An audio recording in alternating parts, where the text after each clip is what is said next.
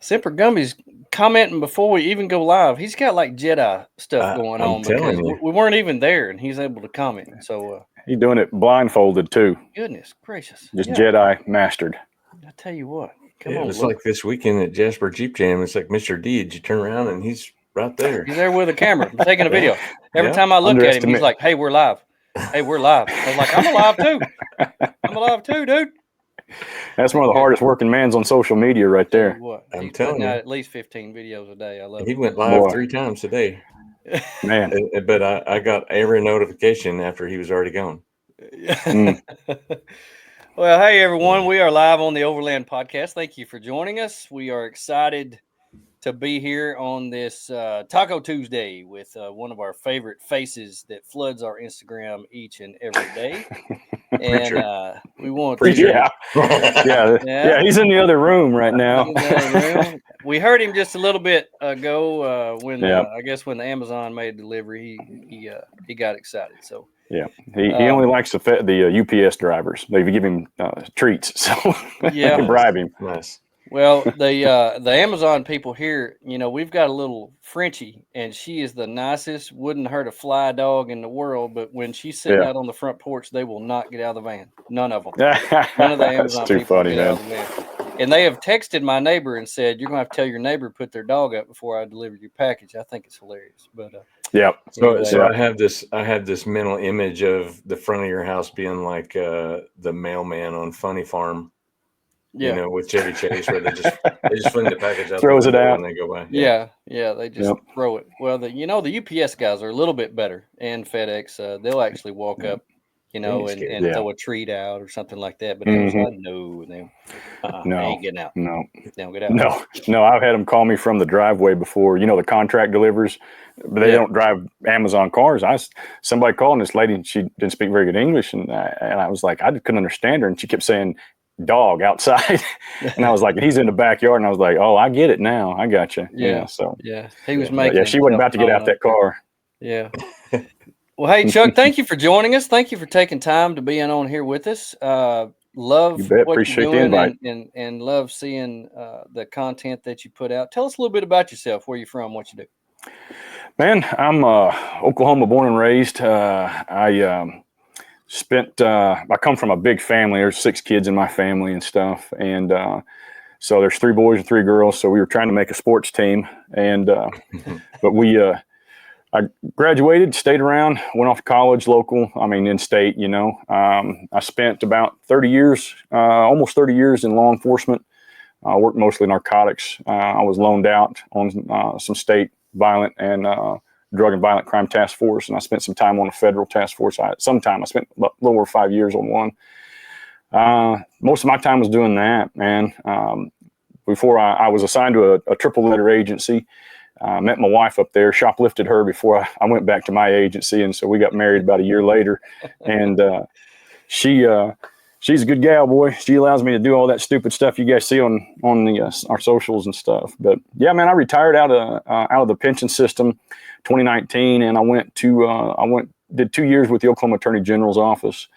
So that's kind of the career side, But outside of that, man, I was an athlete most of my adult life. I was a soccer player, which wasn't that big a deal in Oklahoma when I was a kid, but I played since I was 5, and I played on some competitive teams and stuff. And so I played till I was 38, got hurt, laid off a couple of years and came back. And I've lost about 60 pounds of the weight that I put on. I went into strongman and Highland games. And so I did a lot of competitions in Springfield and stuff and traveled with that and got into the kind of the A division, which is kind of semi-pros with that. And man, if there's I'm a wild hair guy, dude. If there's something that I go off on a tangent, it may take me 2 days, 2 hours, 2 minutes, or 2 months, or 2 years, and I'll see it to the end, and then I come back and start on something else. But I've got one little girl. She's 15, and that dog Preacher, man. That's about what we got going on right now.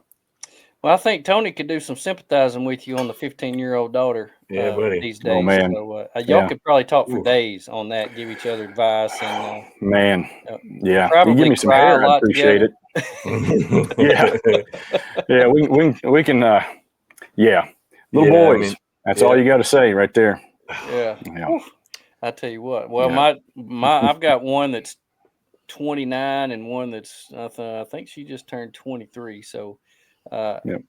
they live together and support themselves. So I'm sorry, guys. I've Hey, been man. there, done that, and I'm Yeah. living the life now. So You served your it's time. coming. It's coming. Yeah. The good life is coming. Y'all just wait. Yeah. Yeah. My wife, my daughter's out of town with traveling with the grandma for spring break this week, and so we've been kind of empty nesters and been testing the waters. The water's fine. Yeah. I mean, we're ready. Yeah. I mean, I say that we missed her, but man, yeah, there's a lot of potential coming. Oh, Yeah. people always told me about that empty nester stuff, and I was like, "You mean the best life ever?" Yeah. It is. Yeah. Yeah, I know McKenna- I'm still going to be sending that money out that way, but for a little while. But McKenna keeps talking about joining the armed forces, maybe Air Force or something, and then getting her going to college and doing something like dermatology or something. So she's looking at heading out right after high school. So yeah. Man. Yeah. Well, hopefully the Good military deal. help you pay for all that, because that sounds expensive. it Boy. does. It sure does. Yeah, she was. Our daughter was looking at. She just did a cheer camp over at University of Arkansas. So, matter of fact, I dropped her off and went and filmed an episode. Nice. And so she's scoping that stuff out. We did a camp down, and she's been a gymnast and a cheerleader. Her pretty much ever since she was able to do it. So we went down and she did a camp down in Waco for Baylor, and checked them out. Didn't like that school, and I'm like, thank God, because that's Arkansas is in-state tuition for Oklahomans, and Baylor's Baylor's just expensive for anybody. You can go. I can put her in Harvard before I can put her in Baylor. So, oh wow, but, yeah, it's nuts, man. So, yeah, military helping out would be good. Right. McKenna did some cheer early, but she seems to be lashing on to golf right now. She likes that golf. That's good, man. Yeah, It is good for females. It can get you a scholarship pretty easy. It really can. I say it's a good scholarship sport. Yeah, it is. It is for females, especially. Yeah. Well, Chuck, how in the world did you get into YouTubing? What in the world drew you to YouTubing, putting your stuff out there for the world to see? Dude, I don't know. No, man. It's weird how this happened.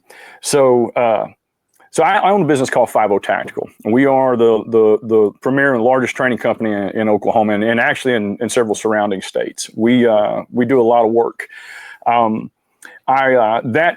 We built that brand up, and I used I was cop for my entire life. I started that company in 2016, and I didn't know anything about marketing, didn't know anything about social media. I didn't have a Facebook page until right before that. My sister made it for me. And I used YouTube to watch videos on how to fix stuff. That's kind of what I did. But social media started really cracking down on the firearms content. And we were, like I said, we were going live every week. I was producing short form content for that. We kind of hit our stride at a certain point when I just kind of relaxed and I started doing, we did a deal called 60-second tac tips. And so we did some 3 minutes. So average, if we did a 7-minute video, it was very long for us, but we did a lot of this kind of live event stuff where we had Q&A. And so we were sometimes on that for about 45 minutes to an hour. As social media started restricting our access to post content, or our ability, I should say, I've always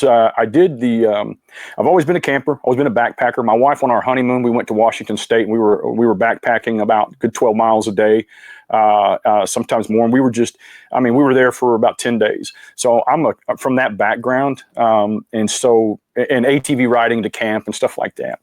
We were doing a trail. The truck was my gift to myself when I retired from the police department and went to the AG's office. I put that, my brother-in-law, I got a buddy that's my brother-in-law at the time was a Jeeper.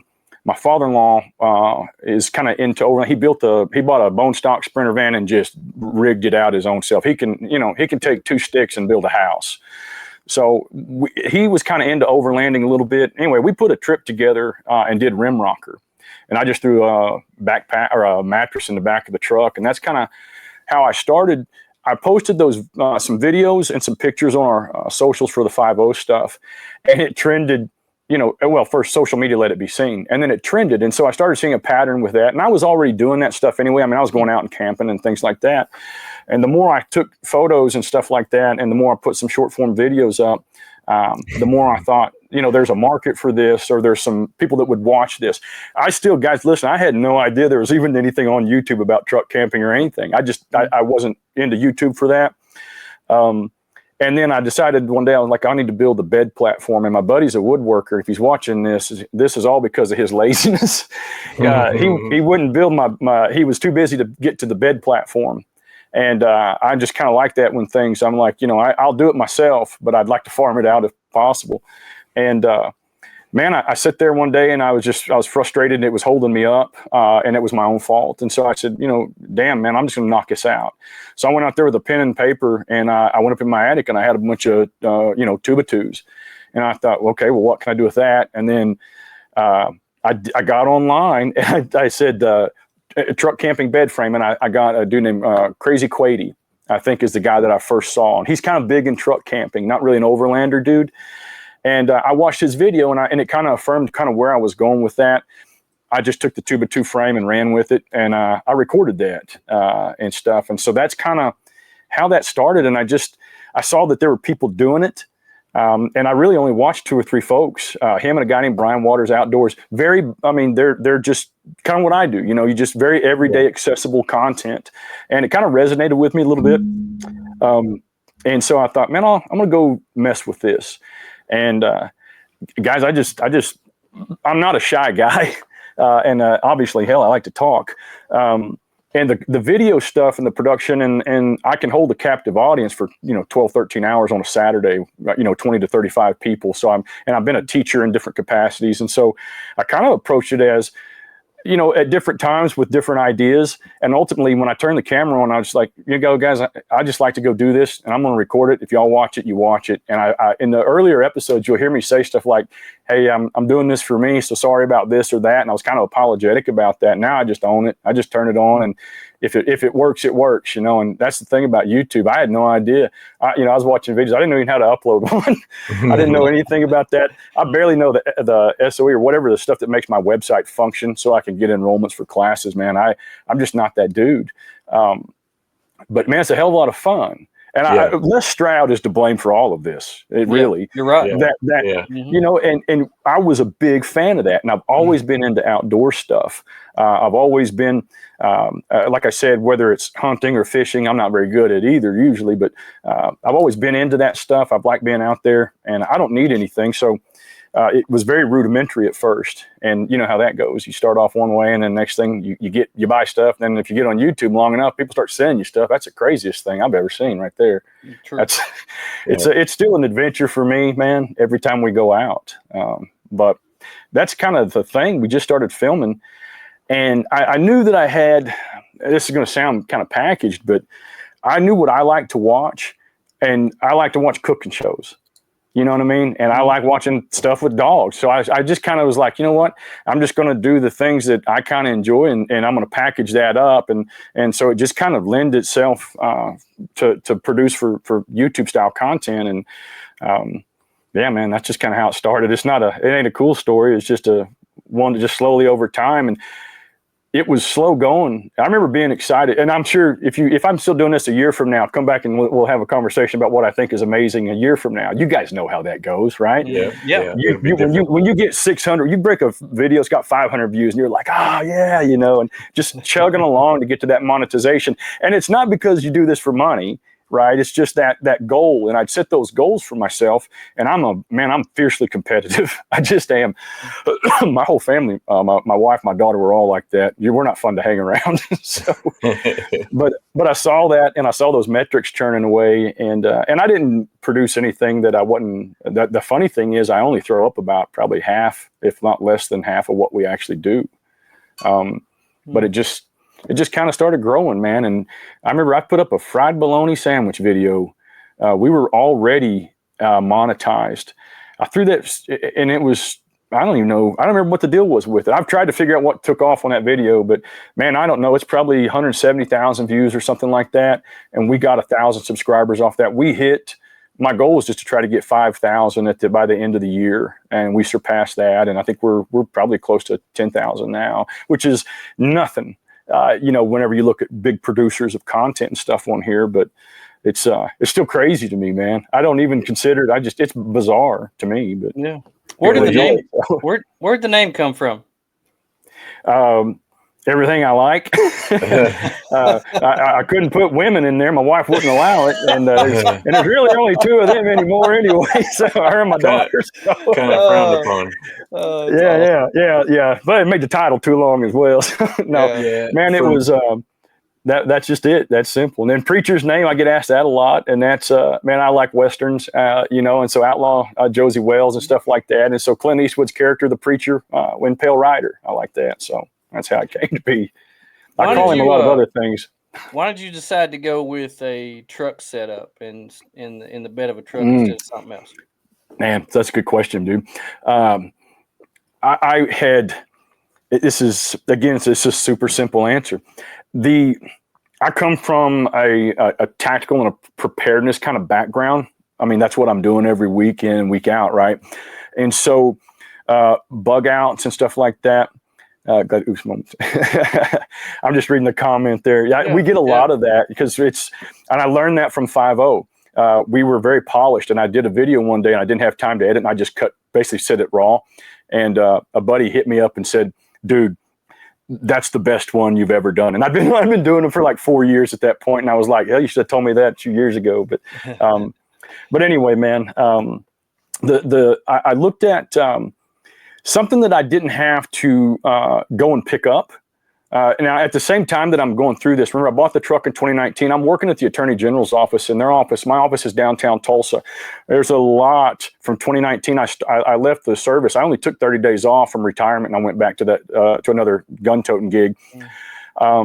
So there's a lot of changes in our country right about that time, right? So you got 2019 into 20. And so we had a lot of riots and protests and stuff downtown Tulsa by our office. And so I was needing... my truck is set up for camping in one aspect, and the things that y'all don't see, it's set up for other things that I feel are priorities.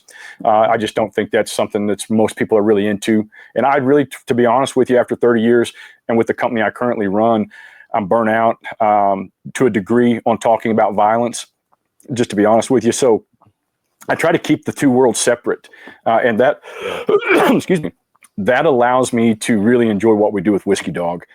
So the truck, I looked at rooftop tents. I looked at trailers. I looked at, if he's ever watching or on our socials, you'll see what's his name from Okie Overland. He's been trying to sell me a tune for a couple of years. So I looked at those and stuff and different slides and stuff like that. Ultimately, dude, I load my family up in that rig. We're traveling all the time. Again, my daughter's a high level competitor in the things that she does. So we're always in Dallas a lot, and we travel all over. So the truck is more conducive. And in that environment, it serves that kind of dual purpose for me.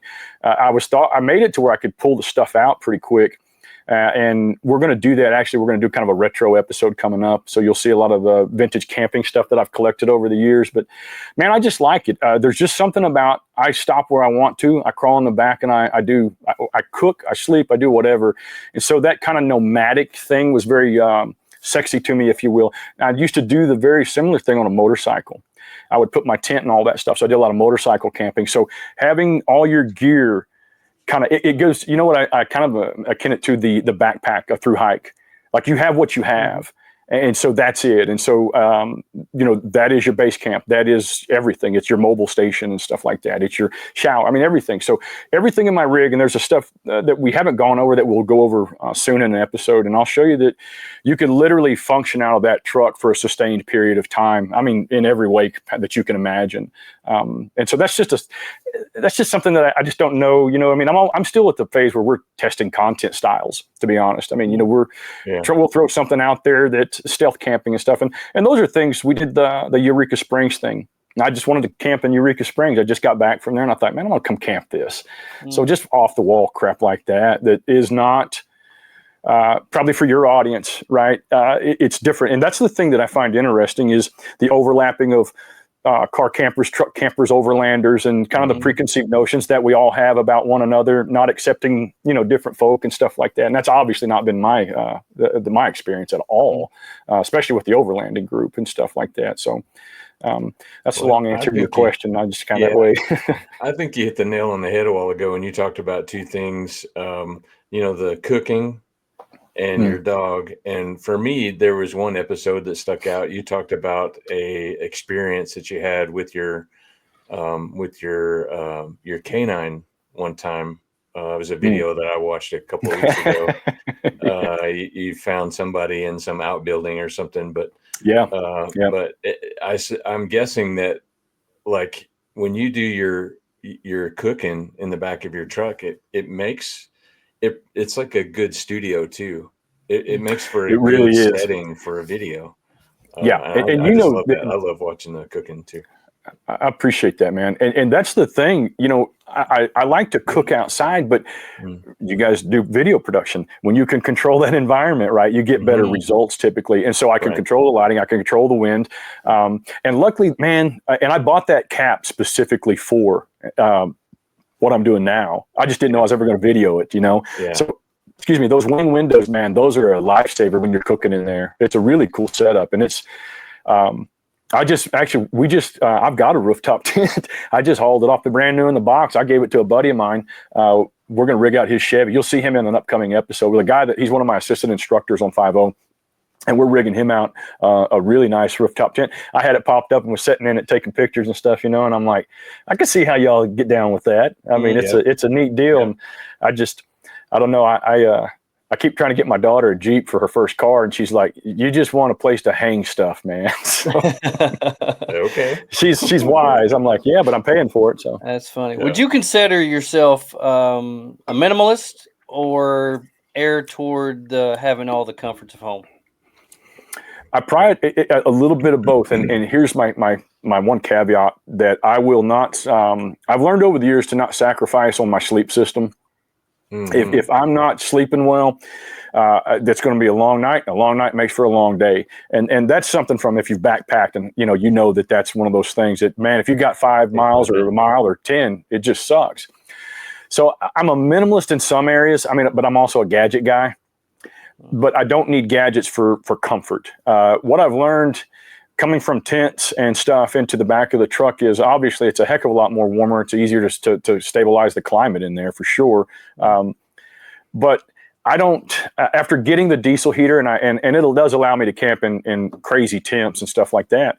But I don't like external heat sources. I don't like messing with them. I don't like setting them up. I don't like the constant having to, especially in spaces like that where you're, this setting is too high. This setting, it's the Goldilocks thing, right? Mm-hmm. And so you're always in a state of flux. Man, just give me a good bag and a dog, a specific dog, and then we're good to go, man. And so down to about I can go below anywhere from about 20 degrees below is a little uncomfortable for me at this point in my life. Didn't used to be, but you get a good bag, and I've just turned 52, and so if I prioritize sleep, man, I don't really care. I can cook on an open flame. That stuff doesn't really matter. I just like testing out that gear. I'm a stove junkie, and I'm a backpacking stove junkie. I don't like the big stuff. I like small.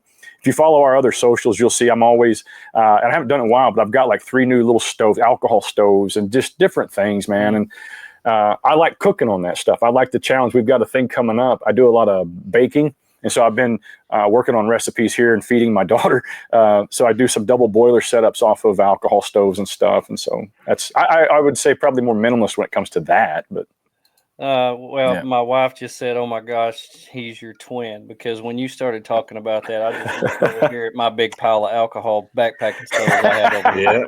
I just created one, made one out of a Coke can last week. Joey's got one that looks like it's made out of scrap metal. They're fascinating. Yeah, they're fascinating. They are, man. I absolutely love them. And the technology that they're using, the solo stove people are making a killing off these, what Transient knew years ago. Yeah, I mean, these fire pit stoves, it's that burnt gas stuff, you ever do the cat food stove alcohol? Yeah, it's easier than the pop can stove, but yeah, you can make one out of a cat Tender Vittles can or something like that. I did all that back a few years ago when I was just doing the backpacking stuff, and even, man, I was that nerdy kid that was like, I would read Soldier of Fortune, not because I wanted to be a mercenary, but they had survival stuff. You grow up in the 80s with a Rambo movie, so that's kind of where I came from with that, man. That's crazy. For sure. We're all about the same age, so we I'm the oldest. Can you believe it? I'm the oldest. You're the oldest.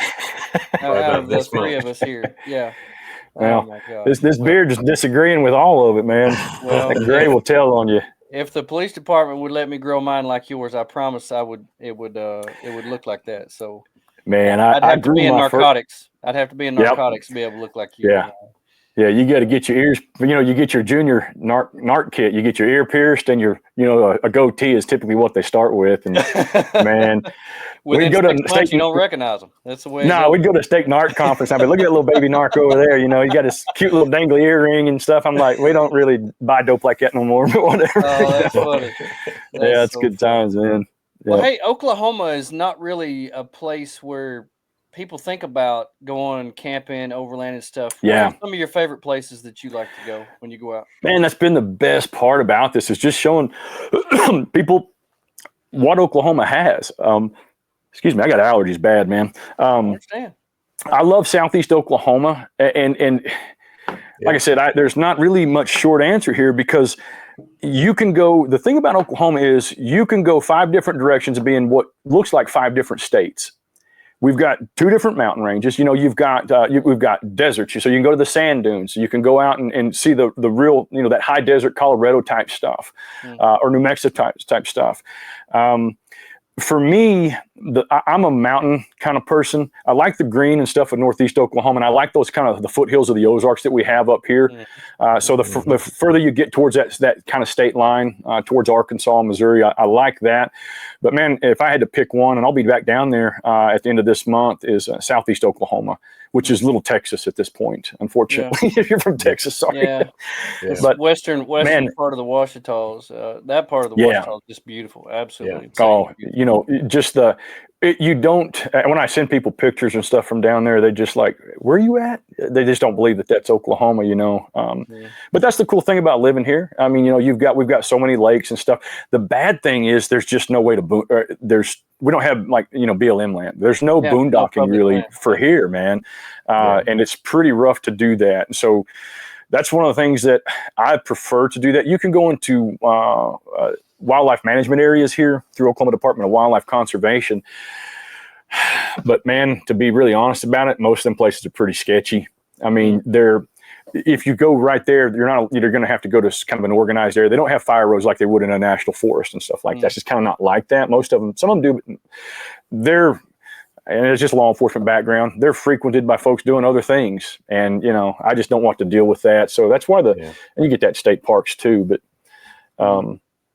yeah, man, I wish that we had more. And that's one of the challenges, is trying to get out and go to Arkansas. And man, I'm still, because I'm in that state park mode. I've been over there. I used to ride ATVs and stuff over there every year. And so I've been to a bunch of the areas, but that was back before I was able to drop pins and, go back and visit all those. So I'm trying to find new locations and stuff and that are, because it's closer to go to Arkansas than it is to Southeast Oklahoma for me.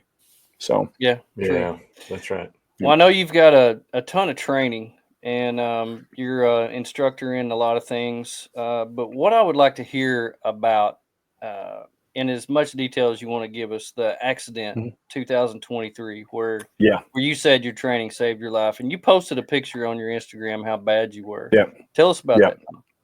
Man, so I was down for a family function, and so they were all kind of had some campsites set up, and we just came in. I taught a class that day on a range, and so we come in and we've got some setups, and so I'm going to be sleeping in a truck, and so I literally went out, realized that I didn't bring any wood, so I go out to get some firewood, so just enough so the girls can make s'mores.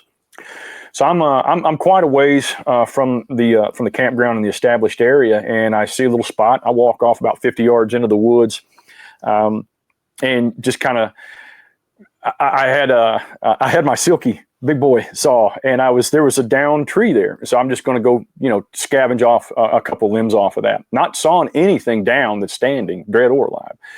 I get out there, and in my mind, you know how this goes, right? You think you hear things and you kind of remember things differently. In my mind, I heard something, and I remember kind of looking up because I was bent down, And I look up, and I don't remember a whole lot after that. I just got punched in the face. And from my clothing and stuff, I never went to the ground, knocked my hat off and stuff. And what had happened was, after I'll be able to piece this together later, there was a Widowmaker hanging up there, and I just happened to be right there, and it didn't break and fall completely. It broke and it hinged, and when it hinged, I'm standing here, and it fell, and it just punched me. And there's a little knot on there, and that knot went down, and it got me right in here and right basically to the skull. And there's a sac around your skull and stuff, and we were right down there on that. And so bleeding and stuff like that, and just profusely, I couldn't see anything, and I managed to get my way back to the truck. If I hadn't had any stuff there, I wouldn't have been able. I wear contact lenses and stuff, so I'd already lost the vision in that one eye. It wasn't coming back, and so I'm trying to salvage everything. But to stop that bleeding, and facial cuts, they can just go and go and go, and it was a really good venous bleed too, and so I mean my beard was all drenched and stuff, and but I got my bag, and I keep a mass casualty bag in my truck. Excuse me. And I'm a tactical medicine instructor, and so I was able to get to that and get the bleeding stopped. There's no reception out there where I'm at, so there's no way I can call for anybody. So I kind of have to fix myself up to drive back to where I'm at in Raleigh with family and stuff. And so just the training component of that. And really what training does is in those stressful moments, as an officer, this, it allows you the freedom of thought. You're not freaking out. It's something that whether you've been there or not, you've trained for that situation. And so you've kind of placed yourself there mentally before, and that reduces that stress. And so able to control your heart rate and stuff like that, which helps your bleeding. But just getting all that stuff on and able to, and when I say that, where I was, I could have went off the road and tumbled, rolled my car and stuff like that. So being able to get my vision back, to doctor myself up to safely navigate, at a good click to speed to get back to where the family was imperative. Had I not had that, now there's a bunch of what ifs. I mean, would I have died? No, but if I had been out there and that had literally, if you see the scar on my eyelid, and if you saw those photos, and we'll talk about that part of it at length in a video coming up. But you're about a couple of 3 millimeters away from that having a puncture in your eye, which completely changes that scenario. And that's the part that we really need to drive home, right? It's the ones you get away with that people get complacent because they got away with it. I've seen enough in this job, or the job that I had over the years, and the training that we provide now, to know that, those things you're fortunate when it happens your way, but by and large, we're not that lucky a lot of times. And so being able to understand what you would do for a puncture of an eye, I mean, that's a very serious injury to have when you can't get back to your vehicle, when you have to get back, when you have to drive yourself or extricate yourself out of a situation. So the confidence, when I was walking back, I didn't know if I had an eye. Excuse me. I didn't know if I had an eyeball or not left. So that trying to maintain composure when you're walking back, 50 plus yards to get a med bag, and then look in and see if you actually have an eyeball anymore and stuff. That doesn't make you any, especially, it's just the training component. And that's one of the things that I think that we kind of have overlooked collectively. I don't care what your background or what your preference is, car camping, truck camping, backpacking, hiking, it doesn't matter. I've looked at the kits that are put out online and stuff, and there's some guys or some folks, I should say, that really know what's up. But by and large, those kits are all junk. And so one of the things that we're going to do in this upcoming content is just talk about, man, what do you need? We're out there. I carry stuff, some pretty advanced. It's advanced in its application, but not in how you apply it. I mean, the circumstances surrounding it. But you need to buy some burn medication, some burn stuff. If you're out there, and we all, and especially, guys are guys and folks are folks and girls are girls, and there's a lot of folks that fall into campfires in different places. Mm-hmm. But look at my videos, man. I'm not trying to add that. I'm just that dumb. I burn myself all the time. So of course I'm going to prioritize that. But I'm talking burns that you're going to need to deal with that could really affect you from a hypothermia standpoint. These types of things that you need to get addressed. It's a simple $10 purchase, throw it in your truck, so we're going to talk about some of that stuff. But man, I'll tell you, and I'm fortunate or not, I've been in a lot of situations where I've had adequate training to get me out of them. And I've probably equally been in situations where I didn't have training, and just by the grace of God, I got out of them. Nothing motivates you to train more than those encounters right there. Yeah, I promise you. true. And you know that, man. Yeah, that's so true. That's so true. Yeah. My wife's told me so many times we get in a situation, she's like, "You're so calm." And Yeah. well, 90% of the time I have to be the calmest person in the room. Otherwise Right. it's going to get Yeah. bad. So it's just one of those things. You just go through it, and that's second nature. Mm-hmm. So totally Yeah. understand that. Well, Yeah. you do a lot of you talk about a lot of gear all the time Yeah. on your channel and on your Instagram. What's some of your favorite gear that you like?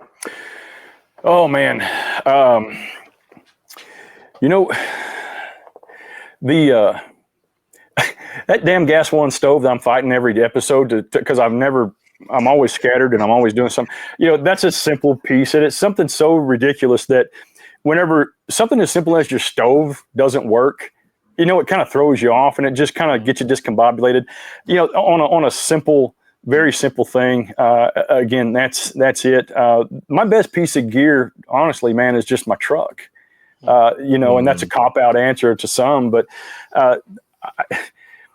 when I think of gear, I think of things that and I'll approach this and I'll just be kind of, and this will tell you my background probably more than anything. I think that my best piece of gear is the gear that I haven't used. Excuse me. And again, I'm not trying to play semantics here. It's just like, I've got my tourniquet out there. I've got those types of things. Something that I take for granted, that we take for granted, headlamps.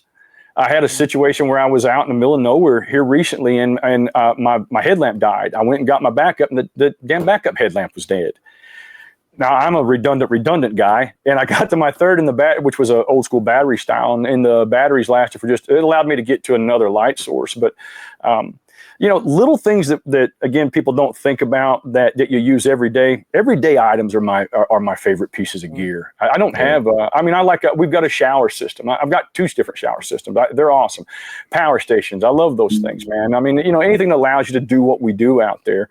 But man, when I go out, if I'm not videoing, all I'm doing is sitting in the truck at the tailgate, usually leaning back on that bed by a fire. I may put a chair up or what, but me and the dog just kind of hang out and we go hike, man. So a good pair of boots is probably my best piece of gear. I love Not it. sexy, but it is what it is. Yeah. Well, one of the highlights of your channel is your dog. Tell us about your dog, how you came across and how you surprised your wife and told her, hey, go get the dog. Yeah, this would be the best part of the show for her. Man, I've always had dogs. I was a canine officer. I had 3 different dogs. I trained a bunch of them. I did that part-time for a Tulsa police guy, retired, had a company. So I've always been a dog person. I had a dog. I had 2 dogs. When my wife and I got married, I had 2 dogs. And my lab of 15, he was almost 15, yeah. He passed away, and we had to put him down. So I had got the idea as he was getting ill to bring a puppy in to kind of help him, you know, kind of liven him up a little bit. And I wanted a Texas Healer. I'd seen that breed and stuff, and I just wanted it. And I'm fascinated. I like dogs that are trainable. I like training dogs and stuff, and it doesn't show in what I do with that dog, but I like training them. And I didn't have one as a breed I was interested in, so I sought one out, and somebody. Don't forget the flask. Yeah, that's for sure. They had one about 30 miles from me, and it's kind of an off-the-wall breed around here. So I got him, and I did not. There's 2 things that I've done really dumb since I've been married. The first one was I went right after I was married. Well, there's more than that. My wife will definitely object to that statement. As would most wives. That was the first thing that just went through her mind. 2? Really? Yeah. We're cutting it short there. Well, you only got so long on a podcast. I can't talk about all of them, you know. Exactly. So the first one was I bought a motorcycle. That's a whole story that I do not want to talk about. But it's still in the garage. I haven't ridden it in years, but it's there. And this dog, my little girl went with me. I tried to ease that announcement with her, but it didn't work. But I bought this dog and I just brought it home. Surprise, honey. And you guys are married. I don't have to explain to you how that went for the next several weeks. And the bad part about it was I was leaving brought the dog home on like a Monday. I was leaving like that Thursday, and I was going to be gone for about a week. I was going down to Texas to train with a company called Tactical Response and James Yeager, if anyone knows who James is, or James passed away now. But I was headed down there. So my wife had to take this dog that I just brought that she didn't want. About halfway to Texas, I get she sends me a picture. This is when I knew I was all right. It was close to Halloween. Matter of fact, that weekend was Halloween. And she sent me a picture of Preacher in a Maverick from Top Gun jacket. Her and my daughter went to PetSmart and bought him some clothes. I showed it to the buddy that worked for me. I was training, or we were going to train with, and I said, I think we're going to be okay. I think I'm all right. When she starts buying clothes for the dog, I mean, that's why that dog's in there with her now. When he's at the house, dude, he knows who I am. I'm the truck guy. If he hears keys jingle, and he knows I'm a snacker, I'm snacking all the time. So he knows me for that. But at this house, he don't like me, man. That's my watchdog when he's home. That's a secret reveal that you guys didn't know you were getting. Yeah. So. Well, hey, this past weekend, we went to an event. There were tons of dogs. I took my dog. There were some there that were friendly, some not so friendly. You know, it was one thing that we had to do. We had to watch her all the time, who she was around, what she was doing, make sure she was fed, make sure she had water. There was a storm came. She got anxiety. So, you know, I know that you did this before you had this pup, and you said earlier that, you know, she's 4 years old. She's still in training. You still have a lot to do. How does that balance the work that you have to do when you take the dog and the enjoyment that you have when you have her? Yeah. Excuse me. If you do not approach this the right way, the dog becomes such a taxing liability for you. And I've known people that got like really enamored with the idea of traveling with the dog. Now, you know, I did it for 8 hours a shift, and, you know, there's an hour before work, an hour after work. So I kind of was indoctrinated into it. But excuse me.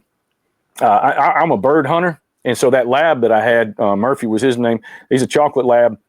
So he was my first real truck dog. You know, I'd haul him around, and it was mainly hunting and stuff. But you have to plan, and this is what a lot of folks say. I don't go to a lot of events because I don't like having to tether the dog at the campsite. And there's nothing wrong with it. I mean, I don't fault anyone. It's just what you have to do, and it's just a part of it. But I prefer not to. So I try to, even if I'm at an event, I look like antisocial because I try to stay away. And that's just for the dog, because when he's confined, it stresses him. When he's stressed, I'm stressed, and it kind of goes both ways. If you know dog owners, y'all know that. Mm-hmm. And so if you really overthink it, it can really kind of take the shine off of it. It doesn't bother me one bit because I know how to kind of have a system down. Something simple. I know I know how to structure his food, so I'm not really having to fight him and stuff like that. And he's not having to go potty in a campground where there's a lot of people sitting around talking. So structuring that. But the biggest thing, and here's what people that kind of maybe aren't dog folks don't really get sometimes, is that you're never done training your dog. Your dog's always in a constant state of training, and it's because they're pack animals. And the psychology, that's kind of what I get into. And he's a very dominant breed. That's that blue heeler in him. That Australian Shepherd, they're a little more malleable, but that blue heeler is dominant as hell. And so him and I will go round and round for dominance about once a month. He'll kind of push the envelope. We're not talking about nipping and biting and stuff like that, but just behavioral things. And so we'll do an obedience routine. Right now, we're dealing with, I picked my daughter up from school at track, and a young guy came running out there and saw the dog. Preacher's always hanging out, and people pet him all the time. This guy come in and he grabbed him. He's a little wrestler guy, and he grabbed him by the scruff, and he kind of pulled Preacher to him, and he had that neck, and he kind of wrenched him. And Preacher I saw that lip snarl. So after that incident, he kind of, when someone came over the car, he kind of raised his teeth up and kind of snarled a little bit. It's unacceptable, and he's become territorial because of that incident. So what we did today, just kind of to drive home the point of you're never done. When I was taking that tent over, I brought some dog treats, and so I had that dude go back and kind of let him be sniffed, and then let him kind of work it, and then turn his hand over. And so we made him, having been approached by people while he's in the back of that car, a positive experience with that positive reward. So we ran a couple of what we call hot ones like that, where he got a treat. We ran a couple, it's called intermittent rewards. So we gave him a couple where, and this is through the course of while we were unloading stuff. He goes back over, and then he gets his hand up there, lets the dog do the engagement himself, then gets a little pet under the chin. And so he got a few that didn't get a reward. And so that's just kind of how you have to do that. And that's back to socialization. I mean, if he's out of the car, and which he was all day today, and I took him in all kinds of, he travels with me everywhere. Unless the heat tip is too much, and then we're working on systems for that. But, socialization, if we're not camping, wherever I'm at, he's going. If I can take him and I can structure my day to where I can go to places where he's allowed to go in, I take him in for socialization. So he gets weekly socialization, but they're always going to have those hiccups. But man, if you're not one, like I'm a poo picker. Right, I don't let him defecate and then just leave it, man. I don't. Mm-hmm. There's enough people in my neighborhood that do that in my yard for me. So, but I go out there and do that. So if you're not willing to do that, just leave your dog at home. I mean, it can be very romantic when you're watching stuff like that, but it's a pain. I mean, I will literally go when I go to see this, but there's times I'll go out to film an episode and there's nothing. There's not enough camp spots that are conducive to the way I like to do it, and we just go home. I just don't want to put myself in it because it's not fun for me, and if it's not fun for me, it ain't gonna be fun for him, Yeah. And it sounds like I'm not letting him have free reign. It's just I don't like to. I just don't like to have him tethered up. But if you're not willing to, if you're not willing to do that, and if you do tether him, then you're going to have to walk him a lot and stuff. And so, I love traveling with him, but I'm also not one of those people that. I don't want to do that. I don't play that fake service dog card.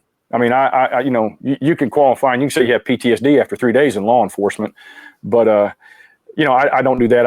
I travel with him. He stays in hotels and travels with our family at this point. So the only thing he hadn't been on is an airplane, and that's because I don't like to fly. So yeah. Well, you hit it on the head where you said it's an attitude. You got to go into it with the attitude. If you take your pet. You got to go into the attitude that's going to add enjoyment, not take away, because it is a lot of work. It is a lot more work when you take them. Oh yeah, it's like it's literally like camping with a toddler.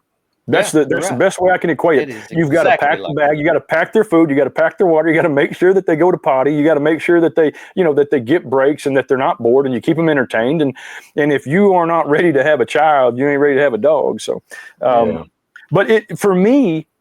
It enriches the process. It enriches every adventure or journey, whatever that you want to call it. Wherever we're at, it just adds a layer of enrichment to it that I think. And my wife was not a dog person. She's always had them, but she will agree with me on that. After she started kind of embracing him, and we started traveling with him kind of as a family instead of my dog and me taking him here and there. That's why they have the relationship they have now. I mean, she just really embraced it. And so she's kind of, ripped off. I know Bill. Bill's a local dude. He's in there probably, my wife's probably feeding him his third pup cup for the night. I promise, man. That dog, we come home from a trip and that dog will gain 10 pounds in 24 hours, man. So, yeah. Well, you have a whiskey in your name. So we assume that you're a fan of the whiskey. Yes, what's your preference? Man, it's kind of like my cigars. I like if I'm going to just have just a simple. Well, it sounds bad when you say it daily, but just a sit on the bar, recreation. Everybody come over, drink. I like Elijah Craig. I think it's a little on the sweeter side. Basil Hayden or whatever. They've got a bunch of good stuff out. I am fortunate that. Through my training company and the stuff that got, like when we teach a class, I haven't had to really buy a whole lot of whiskey in the last couple of years because people are gifting it, and stuff. But so, yeah, man, I'm trying to think of what I this was, it says probably whiskey. That was some Four Roses small batch. My wife got me a little mixology kit. I think it was in the episode that just dropped, and it's for an old fashioned, and so it comes with all the stuff. And so I made a little Stanley. I rigged up a temporary Stanley kind of bar box for it, and we made an old fashioned and stuff like that. So that was better than what I had in the shelf in there. So I had it tonight. So are you into the smoke? Are you into the smoke? The smoked whiskeys, whenever Oh yeah, man. I've been back and forth on buying one of those little machines. Yeah. There's a restaurant close by here that we go to that does it. I like that stuff, man. I like smoke, so it's interesting. Yeah, especially if you like cigars, you'll like that. Oh, Misty made a smoked old fashioned for me at their cabin one time. Yeah, I was there because she had just got that kit. And that's right, you were there. Yeah, we were there. And it's nice. The first times I've had one at home, and it was very interesting. I like it. I like the flavor. Yeah, this kit, I was skeptical. If in that episode, you can see I'm obviously very surprised because I just don't have I keep my expectations low, so I'm not disappointed on stuff. And as does my wife. Wow, apparently, that actually worked. yeah. My wife's shaking her head, going, "Yeah, so did I." So, but man, it was really good quality stuff, and I don't drink a lot of mixed drinks. I'm a neat drinker. I like whiskey and scotch and stuff like that, and I like it neat. I don't like ice or anything. So for me to have a cocktail, it's got to be a pretty good one, and that's usually one that I would have if I'm a pre-dinner or a post if I'm depending on what I'm having. But yeah, man, it's pretty good. I don't. I go in cycles, man. It's funny. People that know me, I may stop tomorrow and I may not have a drink for 3 years or so. I've done that over periods in my life at different times. I don't plan on it tomorrow. I'm enjoying the way it is now. But, a lot of times, when you're getting on there and stuff, that's one of those things I wasn't, you say something or do something. YouTube is way different than what I'm used to from social media accounts that I've had in the past with the other business and stuff. And so people approach you, they're different, they say different things, and they're a heck of a lot more nicer than the gun community is on Facebook, that's for sure. But they monitor things differently. They observe things. It's a different demographic, and that's one of the things that I really dive into the analytics. The Facebook stuff really helped me a lot, and so I'm curious about what YouTube shows you, but it's funny.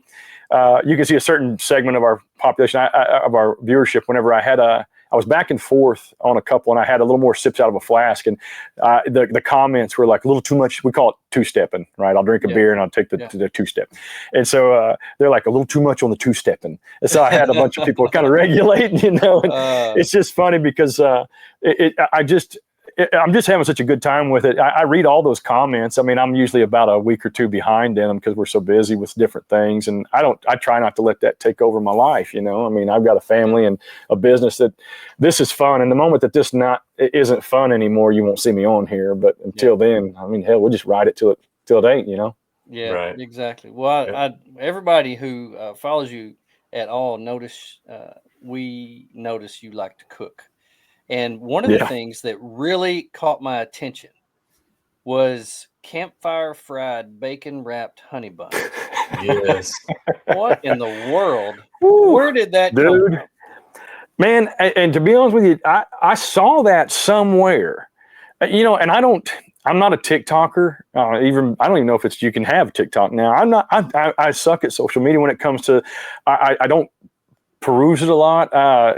When I did, it was for the gun stuff, and that's just so it's not even up anymore. But so I saw that scrolling through in a reel or something, I think on Facebook, and it was kind of a different version of that, and so it just got me thinking, and I was like, well, hell, man, I don't need much to thought on bacon wrapped anything, and so I got that, and I messed with it, and I did one at the house first. Oh, dude.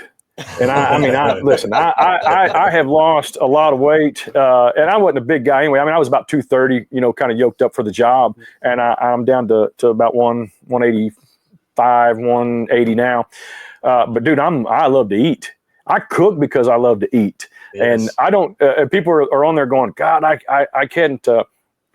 I can't do that. I've got this and that, and how do you? And people want to punish you and talk bad about you for eating stuff like you're. I'm like, well, but I'll go out on an episode and just walking back and forth to get the damn cameras up is going to burn 2 miles at least, But we'll go hike 4 miles and something and come back. And so I think one episode we hiked about 8 miles that day, and then I cooked something that was not very healthy at all, but it was the only thing I ate that day. So I mean, it just kind of you got to balance it out. But dude, that was nuts. That was if I'm going to cook something dirty, we're gonna get dirty with it, So we've got some stuff. We got I won't give it away, but we've got some kind of more sweet.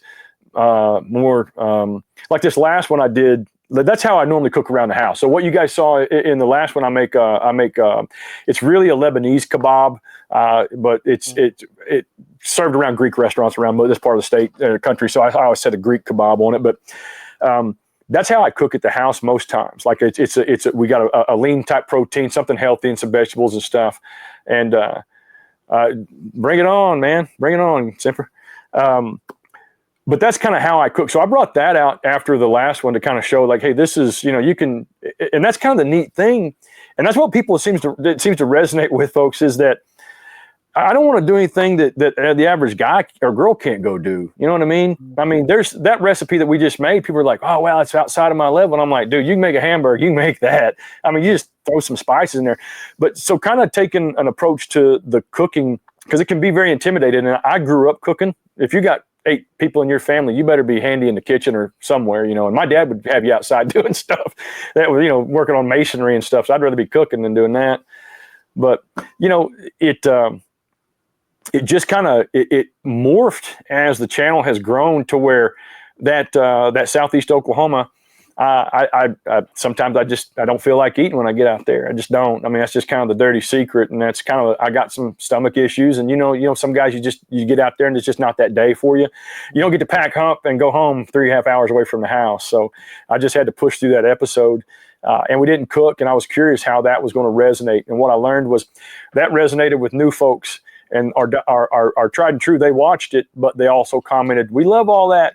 We sure like that cooking, So it's kind of, I tell everybody, I'm like, I just do a cooking show in the woods, man. That's what I do. Yeah. So Well, what's some of your favorite things that you've made?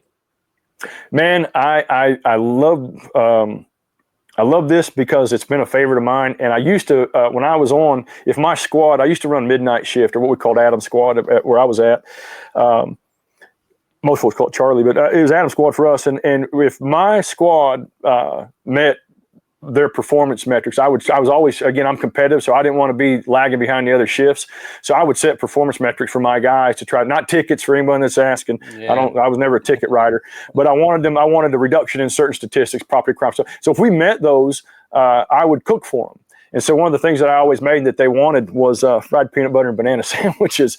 And got a big old Elvis tattoo right there and a bunch more. So, man, I like that. And I like kind of introducing people to that. And that was a fun episode because it just was a fun episode. It was a crappy spot to camp, and I just had to make the best of it because the highway was just whizzing by right there. But that's it, man. And some of the stuff that we've got coming up that I've just kind of been, to be honest, I've been hesitant to cook it just because it's a little more labor intense, but I've kind of grafted and morphed my setup to handle that.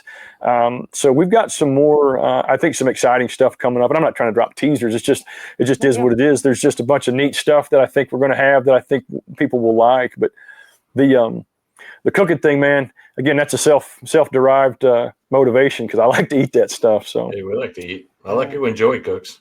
Yeah. Well, we cooked together. We cooked it this weekend together. We had a fine meal Saturday, didn't we? Yeah. Dude, if you guys haven't, I made a steak in that episode. This is probably the best dessert I've ever had out in the woods.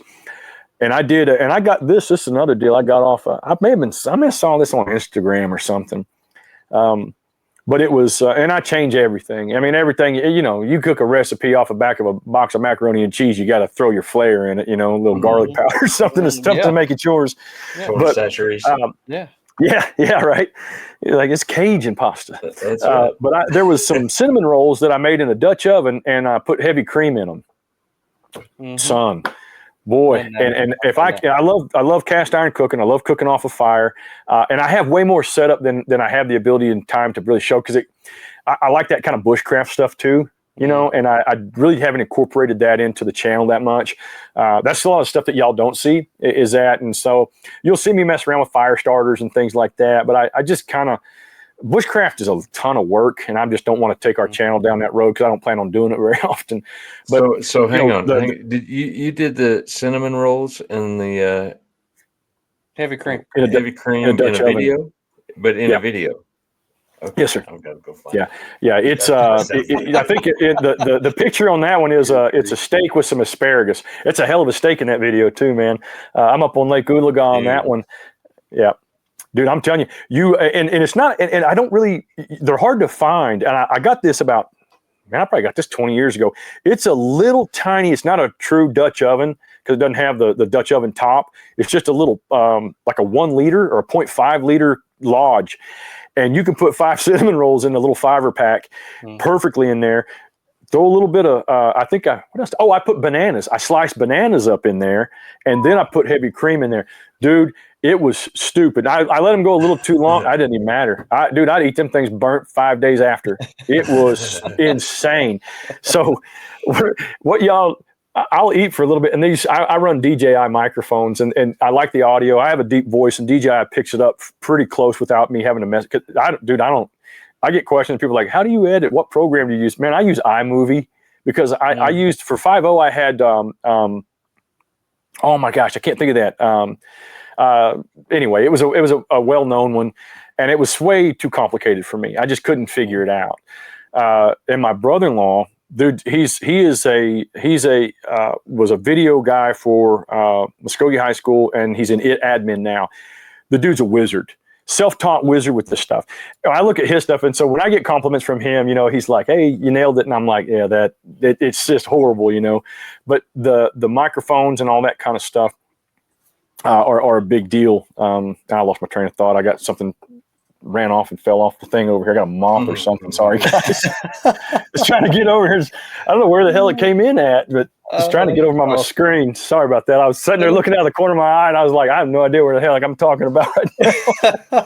It just, hang on. Okay. All right, I got it. Sorry about that, man. I only got 2 lights on in here, and it was headed to the screen. Oh, man. Anyway, sorry about that. So good. No big deal. No big deal. Oh man. Anyway. Well, I want to encourage everybody to go and listen, watch, and support Whiskey Dog Outdoors on YouTube. Appreciate and it. On Instagram, it's at whiskey_dog_outdoors on Instagram. You said you have a website? Do you have a website for this, or is it? No, I don't have a website for that. This is just find us on. We're on Facebook and of course YouTube and Instagram. But I'm obviously not very savvy about this because I just write my name down there. I don't put my ats and all that. I'm a horrible.